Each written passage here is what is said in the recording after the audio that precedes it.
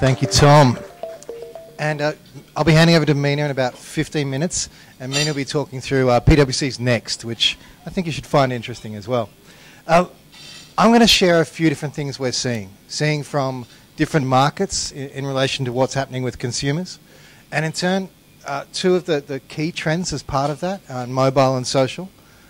What one of the drivers is of those trends, in particular around cloud, and what I think it might mean for you. I'll share a few insights of what we're seeing in different sectors and industries as well. So let's see how we go. I hope it all is at least interesting, and look forward to any thoughts if we get a chance for questions as well. So, excuse me, I'll just actually turn this on. So today, I'm going to share a little bit about change, in particular around what's coming that we can already see and what we might want to do about it as a result. So there's a few different things we'll touch on. Let's see how they all come together. Firstly, and this is from Kleiner Perkins, Mary Meeker does her State of the Internet address every year. Mary Meeker is known as the high priestess of the Internet. She's very, very good at predictions. In this case, she started looking this year at where and how, at least in the US, which is a reasonable approximation for the globe, at where and how change has already been affected by the Internet. If we start at the top, our consumer is done. Basically, any of the real innovation, apart from at the edges in the consumer space, has already happened in an Internet sense. However, if we go all the way down to the bottom, that little pizza slice there that's the last lonely bit of pizza left over when everyone's had their fill, that suggests that in government and policy and in regulation, we haven't seen anything yet. Despite the Internet hitting commercial stride in about '94, nothing has really happened at the policy level, at the government level, and in some cases all the way through, from federal down to state and down to local. There is signs of hope, and hopefully we'll see a few of them, but it does give you a sense of what's still to come. If you think of yourself as a consumer right now, and the fact that you can buy just about anything you want from your phone sitting at your table, think of how hard it is to do the same sort of activities in relation to how you might deal with local government or with federal. Can you do everything you have to do in relation to licenses or rates or indeed anything at federal level from your phone? And the answer is not yet, so we're hoping for change there. The quote up here, for those who can read it, is around the fact that the future is already here. It's just unevenly distributed. This is a quote from one of my favourite writers. He actually started writing in the 80s, and everyone thought he was a sci-fi writer back then. He came out recently and said that it takes him so long to write a book still that he writes the future, but by the time he finishes, it's already here. He's finding now that once he used to write about 30 years ahead, he currently writes about 9 months ahead, because things he imagines come true before he can actually finish and publish his book. Gives you a sense of how quickly things are moving now as well. Now, I won't spruik us too much, or PwC's team that I sit with, our digital team, but we think about this change as a chance to view the experience you're providing. Has anyone here tried Uber? I'm pretty sure. Good show of hands. It's pretty easy, isn't it? It finds you, you get where you're going, it's easy to see how far you've got. You can even have food ordered now as well, all with the same app. If we think of how simple that is compared to some of the other experiences we have day to day in our public or professional lives, it's quite a contrast. Uber have made it simple, but not everyone else has. Think of those pizzas a moment ago. At the consumer end, it's a simple, clean, frictionless experience, but at the bottom government end, it's far from that. So you get a sense of what sort of change is coming down the pipe. To make some sense of this, I thought I'd steal a slide from some of my user interface colleagues. This one was actually built to help people understand what's happened in screens on mobile phones. Not too interesting for most of us, but some of my colleagues love this stuff. I don't look at this, however, around screens themselves. I actually look at this a little bit unhappily, because I think I've bought every single one of those devices over the years. Unfortunately for my credit card. But what's particularly interesting here is that not just the screen size, but the competitive tension has changed dramatically from back there in the 90s through to today. In the 90s, there were about 30 manufacturers of mobile phones that mattered, and right now we have 2. We have effectively everything with Google on Android, and we have Apple. So there's been a lot of shift there around innovation itself and who survived. What's really interesting, though, is not so much the tension, but the footprint. Think back to the 90s. For those of us who are old enough, you might remember the royal phone hacking scandal, Prince Charles, etc., and Camilla. His mobile phone and their mobile phones back then were very much effectively a radio. They were using radio technology to broadcast, and it was really interceptable. Whereas now, at the far end of that, we're sitting with digital devices in our pockets that are eminently encrypted.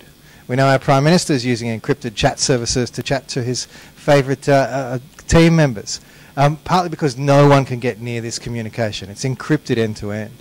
So the digital footprint has changed, as has the services. A quick point, though, on footprint. Not only does Telstra or Optus or Vodafone or whoever you're with know pretty much where you are right now, so does Facebook. Facebook can figure out, I'd say within about 15% tolerance, exactly how many of us in the room right now, based on who is running Facebook and or Instagram or any of their other apps on your phone, Messenger, for example. So the amount of data coming off these has increased exponentially. And there's huge amounts of opportunity there for many a business. Uber's one example. There's plenty of others coming that are also taking advantage of what you are telling the carriers and what they can do with that information. Final point I find really interesting, though, and we've touched on it around the use cases. If we think through the different functions now available to you, we've had a huge increase. At this end, we could call someone. A few notches along, you could start to play Snake in black and white. Right now at the far end, has anyone tried to give an iPad or an iPhone to a 2-year-old at the moment? It's pretty amazing. They figure it out fast. My 2-year-old nephew goes crazy on photos, scarily for himself. But if you think of the sheer amount of functions involved in any one of these devices, from a radio to effectively a computer more powerful than anything that got us to the moon, we have one incredible amount of feature creep here. The functions we have in these single devices are incredible.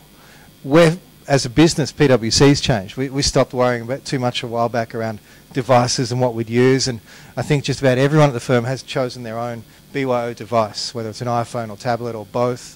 We've got partners getting rid of their laptops and sticking with iPad Pros now because it does pretty much everything they need. And I'm seeing this in more and more of my clients and their businesses as well. So it's been changed. Personally, it's this combination, not so much the tension, but the shift in features and functions available in the devices themselves. That's the mobile trend I wanted to highlight as we move through this. Second one is social. Anyone feel like raising hands on Facebook or Instagram use? Who uses it at least once a day? 10 times a day? 20? Yeah. So the average in Australia is about 14 times a day in checking Facebook or Insta. Of that, obviously, you can see 14 million people a month currently on Facebook, and we're seeing around 12 million a day on mobile alone. I mentioned average there of 14. In some of our categories, say the work we do with our retail clients, they see their, as they describe them, their shopper mums, possibly stay at home, but not necessarily. They see their shopper mums on Facebook 80 times a day. I don't know how much time in aggregate that is, but it's a lot. Even at an Australian level, of all the time spent on digital media, Facebook is 1 in 3 minutes across Facebook and Instagram and Messenger. So 30% of all digital time is currently Facebook. Now, these are interesting again for some of the reasons I mentioned. The fact that Facebook know a lot about you. They can probably guess what else we've been up to. Facebook do actually know more about the government than the government know about you. And they can glean far more. And a lot of that information is available to us as businesses and advertisers. So if we think of mobile and the fact we've got all this feature creep, much of which many of us have chosen to use in relation to social media, we have two huge consumer trends. And they did start in the consumer space. Facebook was, of course, for university students. Mobile was originally for important business people to stay in contact. But they are coming together. A sense of this around from a data perspective, and this is touching on what's known as the open gov and open data trend. This is a slide from California from memory, where they looked at crimes and started to get a sense of what was going on in different areas. And this is all now real time. States in Australia at least, such as Victoria and New South, have taken this initiative on board, and we have open data and open government initiatives when the government is mandating that all departments now share data through the centralised data environment and make that available to us as businesses and to public. We use it for modelling and prediction. It's up to any one of us what we choose to do with this information. This information is coming, though, from the mobile devices I mentioned earlier. And if you look at LinkedIn, they're already publishing talent and movement information. They just released a wage comparison tool in the US. So anyone on LinkedIn can check their wage compared to what's normal for their region or their category or their industry. So they're introducing a lot more transparency as they go. Something else I thought we should touch on. Not so much tech here. This guy is not wearing his helmet, as you can see. Timothy Papandreou. He was the head of innovation over at San Francisco, and he was head of innovation for transport. He's just been poached to go to Google, where he's heading up their driverless car initiative. He was interesting when he shared his story of San Francisco and what they've been up to as a city. They, like any city, have budgetary challenges. I think he mentioned that the public transport department always wanted to buy another 20 trains every year. They had money for 1.5. They always wanted to build another 50 kilometres of track, and they could afford about 1.5 kilometres every single budgetary year. So when they started to recognise this and sit down and talk through it with their teammates, they realised that something as simple as asking people could hold answers. In this case, they asked the public and they asked their staff what could be done, not within 5 years or 10 or 50 as much transport planning is done, but within 6 months. So there was no budget limit, but what could we do to affect change in 6 months? Their problem was one many of us have seen. The public transport is overrun at peak hour. What they found was they could take out 8 seats from each carriage, and each seat allowed about 4 people to stand. They left all the disabled seats and need seats available, of course. But that extra 32 people standing meant they were over capacity. They had spare capacity in peak hour. Cost them about $100 a train. So that $100 a train fixed a huge congestion problem for them. They also worked with businesses, the likes of you in the local areas, to try and get each business to shift their opening hours. So they got half of them to move it to 10 o'clock and half of it to move it to 8:30, distributing that congestion over time to really cheap fixes to a very expensive citywide problem. Also of interest, I think, in closing, a little bit from Amazon. And they might sound strange. They're a behemoth. Most of us probably know them as someone to buy books from or other things we order and they deliver. But the message here is from Amazon, at least, 4th most valuable company in the world, is they think of everything from a customer-first perspective. They don't actually, and this bottom quote says it, they don't have segments, they have customers. I raise Amazon because they've announced just this month that they are absolutely coming to Australia in full. And what that means, at least in the US, is that 50% of the households have an Amazon Prime membership. It costs you about $70 a year. With that Prime membership, you can have anything you order from Amazon delivered in 2 hours in key cities and same day in the majority of areas, including your groceries. So one of my questions for you as a local area and representatives of, what does that mean if you don't have to go to the supermarket? It's great for me as a shopper. I get some time back on my Saturday, but it also means I may not go down to my local strip shop unless there's another reason, unless there's something else to take me there, because it won't be groceries itself. And I know that when we shop on Saturday, we tend to go for lunch, then do the shopping, everything else, and then go back. Hopefully we get to have a longer lunch. That's my hope. Whether it happens or not, we'll see.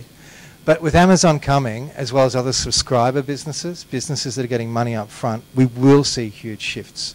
Most of them are using some combination of mobile and or social. If anyone's seen WeChat and how it's playing out in Asia right now, WeChat's basically Facebook Messenger. However, it's Messenger on steroids. It's connected to your bank account. You can order an Uber car, you can chat to your friends, buy your movie tickets, all in the chat program. It's not even people you're necessarily chatting to. They are using bots already. So you can buy and book and engage with whatever business you feel like through an automated agent. And that's not the future, that is right now. Already in WeChat, I think they're seeing somewhere in excess of $10 billion a year in terms of this automated transactions. So you're all getting the money as business owners, but no one was involved. It was a robot and payment systems moving that information around. Fascinating stuff, but all coming through from that cloud via mobile and social perspective. Now I'm going to stop there because I need to hand over to Mina so she can walk you through what we're doing for SMEs, small to medium enterprises, with these things in mind.